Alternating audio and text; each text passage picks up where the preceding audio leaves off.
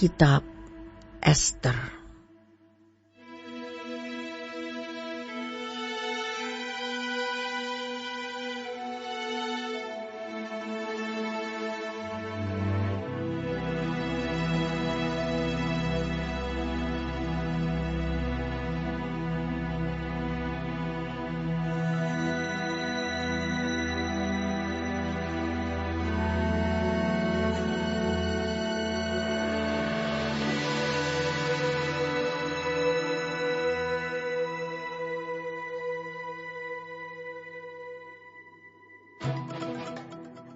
Pada zaman Ahasiweros, dialah Ahasiweros yang merajai 127 daerah, mulai dari India sampai ke Ethiopia. Pada zaman itu, ketika Raja Ahasiweros bersemayam di atas tahta kerajaannya di dalam benteng Susan, pada tahun yang ketiga dalam pemerintahannya, diadakanlah oleh Baginda perjamuan bagi semua pembesar dan pegawainya, tentara Persia dan Media, kaum bangsawan dan pembesar daerah hadir di hadapan Baginda.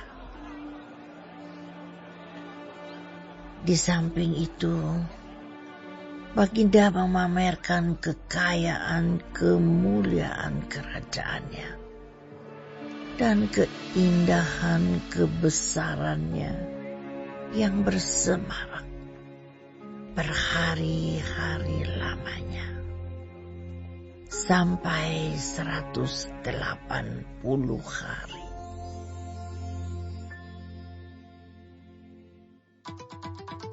Setelah genap hari-hari itu, maka raja mengadakan perjamuan lagi 7 hari lamanya bagi seluruh rakyatnya yang terdapat di dalam benteng Susan, daripada orang besar sampai kepada orang kecil,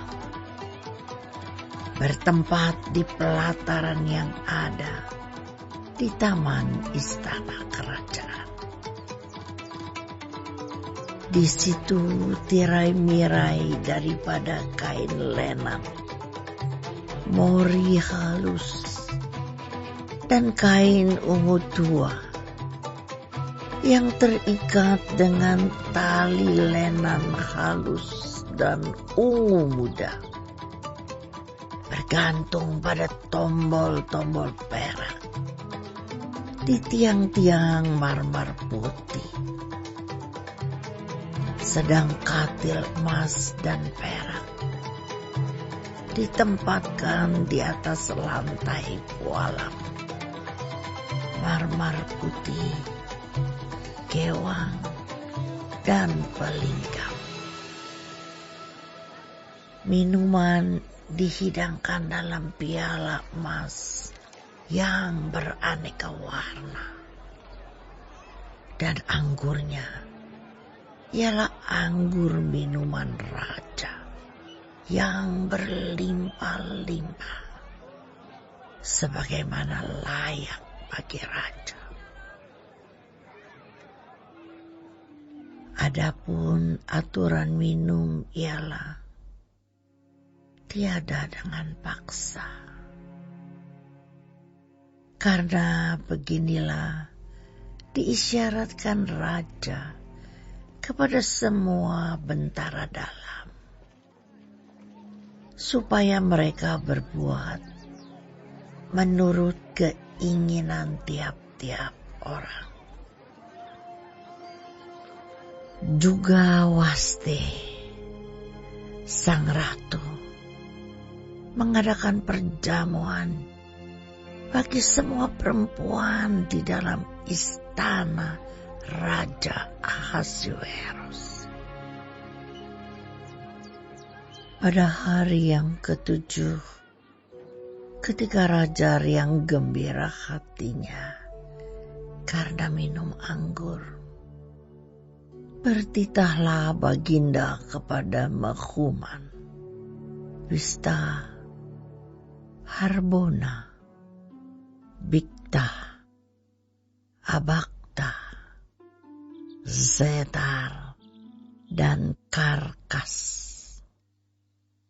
yakni ketujuh sida-sida yang bertugas di hadapan Raja Ahasuerus, supaya mereka membawa Wasti, sang ratu, dengan memakai mahkota kerajaan, menghadap raja untuk memperlihatkan kecantikannya kepada sekalian rakyat dan pembesar-pembesar. Karena sang ratu sangat elok rupanya. Tetapi Ratu Wasti menolak untuk menghadap menurut titah raja yang disampaikan oleh sida-sida itu. Sehingga sangat geramlah raja dan berapi-apilah murkanya. Maka bertanyalah raja kepada orang-orang arif bijaksana, orang-orang yang mengetahui kebiasaan zaman. Karena demikianlah biasanya masalah-masalah raja dikemukakan kepada para ahli undang-undang dan hukum. Adapun yang terdekat kepada Baginda ialah Karsena, Setar, Atmata, Tarsis, Meres, Marsena, dan Memukan. Ketujuh pembesar Persia dan Media yang boleh memandang wajah raja dan yang mempunyai kedudukan yang tinggi di dalam kerajaan. Tanya raja, apakah yang harus diperbuat atas Ratu Wasti menurut undang-undang? Karena tidak dilakukannya titah Raja Ahasuerus yang disampaikan oleh sida-sida. Maka Sembah Memukan di hadapan raja dan para pembesar itu. Wasti sang ratu bukan bersalah kepada raja saja, melainkan juga kepada semua pembesar dan segala bangsa yang di dalam segala daerah Raja Ahasuerus. Karena kelakuan sang ratu itu akan merata kepada semua perempuan, sehingga mereka tidak menghiraukan suaminya. Apabila diceritakan orang, Raja Ahasuerus menitahkan supaya Wasti sang ratu dibawa menghadap kepadanya. Tetapi ia tidak mau datang. Pada hari ini juga, istri para pembesar raja di Persia dan Media yang mendengar tentang kelakuan sang ratu akan berbicara tentang hal itu kepada suaminya, sehingga berlarut-larutlah penghinaan dan kegusaran. Jikalau baik pada pemandangan raja, hendaklah dikeluarkan suatu titah kerajaan dari hadapan Baginda dan dituliskan di dalam undang-undang Persia dan Media, sehingga tidak dapat dicabut kembali, bahwa Wasti dilarang menghadap Raja Ahasuerus, dan bahwa Raja akan mengaruniakan kedudukannya sebagai ratu kepada orang lain yang lebih baik daripadanya. Bila keputusan yang diambil Raja kedengaran di seluruh kerajaannya, Alangkah besarnya kerajaan itu.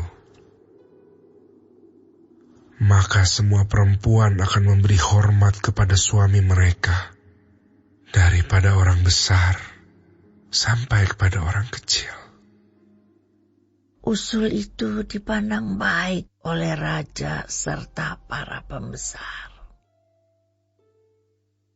Jadi bertindaklah raja sesuai dengan usul memukan itu.